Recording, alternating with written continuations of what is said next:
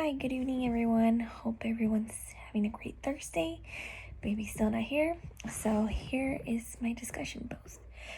The first one is the question is after reading the chapter on religious pluralism, how do you articulate your understanding of the current status of religious practice in American schooling?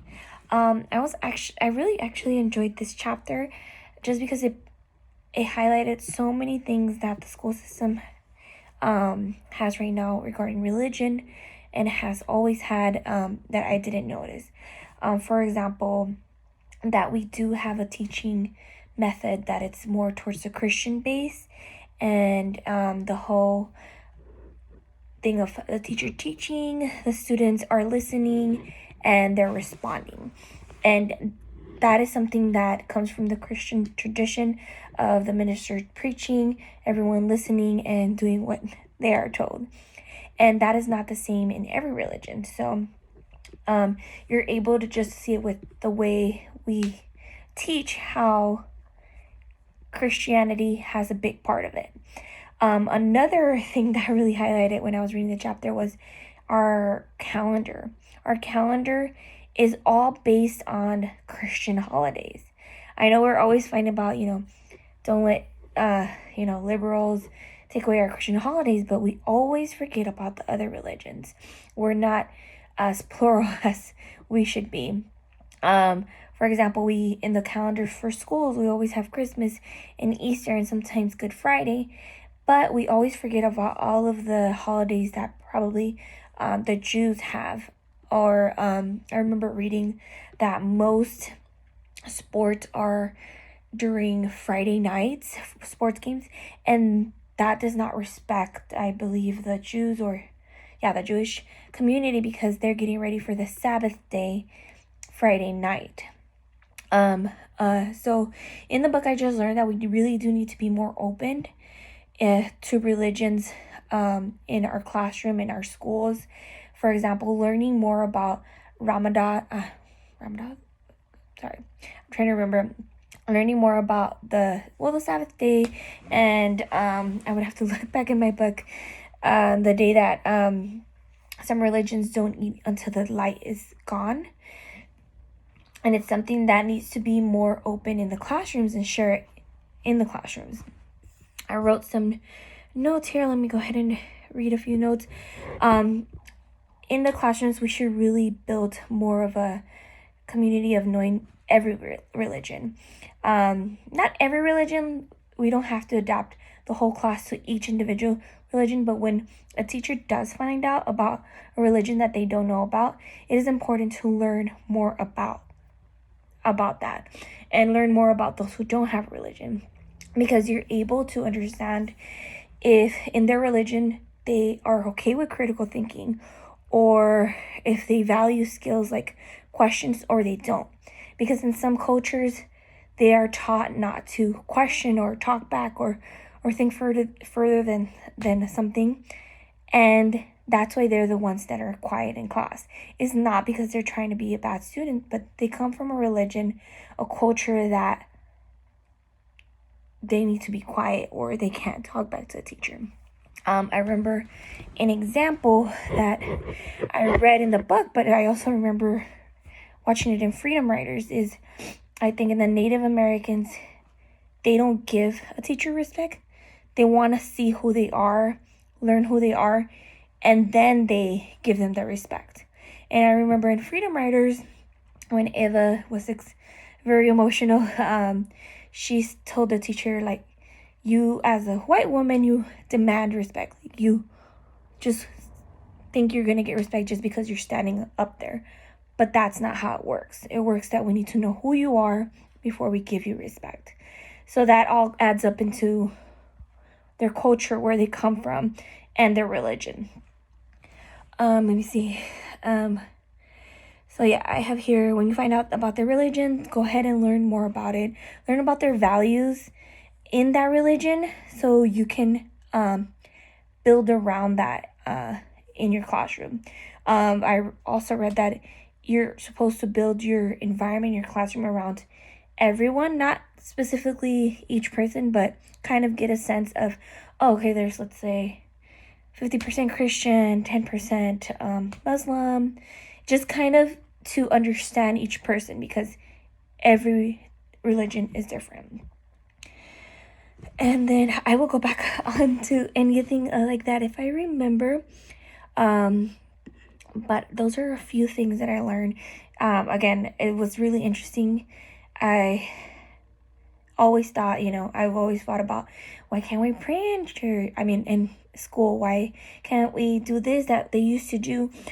But at the same time, now I'm understanding that we have to be plural with the religion. Like, we have to be fair and not just think, everything's going to be in the Christian way. Because when you start learning about other students' religion, you're able to bring content or things that they're familiar with, and then they'll get more involved. So separate from their culture or where they come from, but also their religion. If you're able to use something that they already know, that helps the students do better in class. All right, so the next question is, share how your Christian educators can hold to their belief in classrooms that are religiously plural, or examples of how Christian teachers can respect the belief of their student and parents share personal. Okay, so again, this goes back with a little bit of what I said. In order to respect other religions and get respect of your own, be open-minded. I feel that you need to listen to them and learn from them. Like, I think I remember having someone from a different religion, and I just said, oh really, what is that? Oh, what do you do? Oh, okay. And then I would go home and learn more, and then I would come back and be like, hey, I learned this about your religion. Is it almost Ramadan? Is it almost the Sabbath day? Interact with them. Yes, maybe it might not be your religion, but it's good to let them know that you care enough to go and learn about it or ask them about it. And it's important to acknowledge their religion. And then once they see that, you care and you acknowledge, they might even start asking questions to you, like, what are you? Are you Christian? Are you Muslim? Are you this or that? In a Christian school, you might be able to say, yeah, I'm Christian and I'm Pentecostal, or I'm Lutheran, or I am Baptist. In a public school, you probably can share it, but if they notice that you are different from other teachers, then they kind of start assuming what you are. Like, for example, when I remember I taught at Fullerton High School, I just went in there and I was, with the students, and my master teacher, she never ever told me she was Christian, but just the way she talked and the way she cared, I kind of started assuming. I'm like, she might be Christian, she might be this, she might be that. And then I just kept, listening to her. And then one day she gave like a little hint, and I was like, I knew it. Because by your actions, you show who you are, where you come from. And that's how you're able to show your religion to the students without saying, I'm a Christian, or have it in your forehead. And they want to learn more about that. Or again, if you want to learn more about them, you can ask them if they feel comfortable. And then the next one, it says, do you have any concerns about teaching in a school that are religiously pluralist? I don't have any concern about teaching in a religiously pluralistic way. I think it's actually good. Like I said, the more you learn about other religions, the more you're able to connect with the student. At the end of the day, in education, what matters is that they get their education, and if through their religion you're able to connect with them, even better. An example that just came to my mind that I would use is, if I have a student that's Jewish and he's having a hard time reading, let's read the book together. What is it called again? I'm losing my mind of what it's called, but let me just go back to Christian. Let's say they're Christian and they're having a hard time reading, but you notice that they go to church a lot. Maybe teach them how to read better through the Bible, and tell them this great story, and they're going to ask, where did you get that story from? And I can show them, oh, when you go to church, here's the Bible. Just learning about their religion, you can connect it and teach them. I would teach art, so I would probably look into, Muslim artists or any historical art that shows Muslim history and teach that in class. So not only the student that's Muslim can feel connected, but the class can understand his religion, where he comes from, because religion really does connect a lot with your culture. And that being said, that connects me to the viewing of Richard Twist's video. Oh my God, I loved it. His video was great. I even passed it down to my pastor and my youth pastor, everything. I really loved it because he is so right about teaching Christianity, not in an Anglo way, but with your same culture. He doesn't lose his culture, but he still teaches the love of God, the Holy Spirit, everything.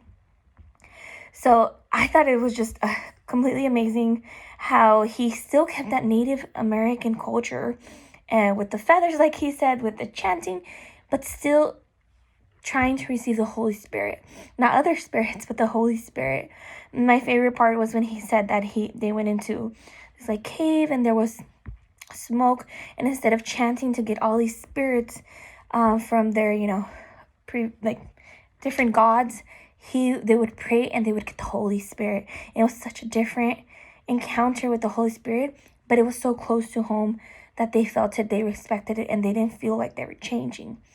And I really liked how he said that a lot of times when we try to preach the gospel to people, we try to change them, try to change their culture. And I've honestly seen that before.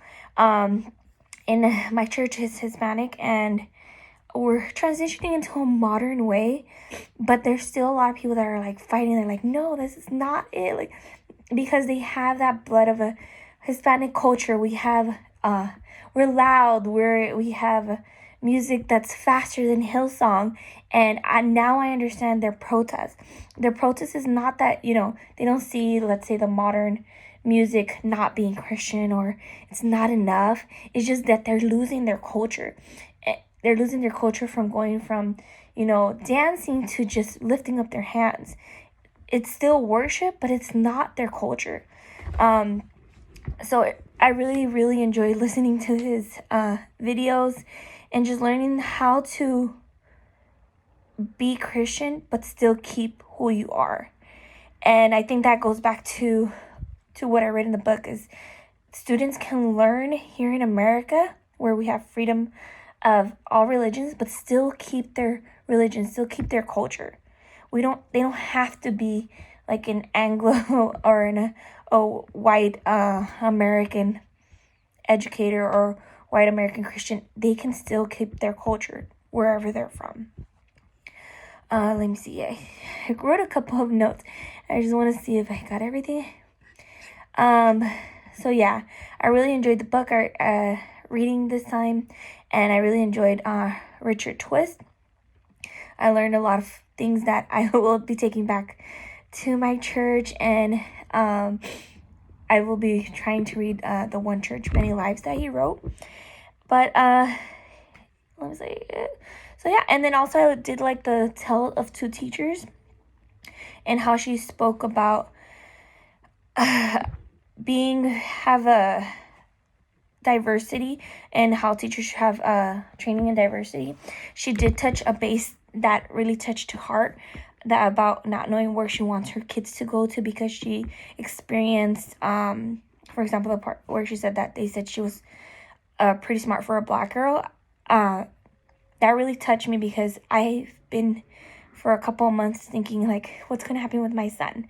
My son's not only going to be black, he's going to be Hispanic. Will he be getting those comments? And I've been thinking back and forth. Do I want to send him to public school, private school, or homeschool? So that really got me thinking, and just trying to, I guess the best thing I learned from that one is just checking out the school figuring out if they have diversity training and how they feel about diverse students.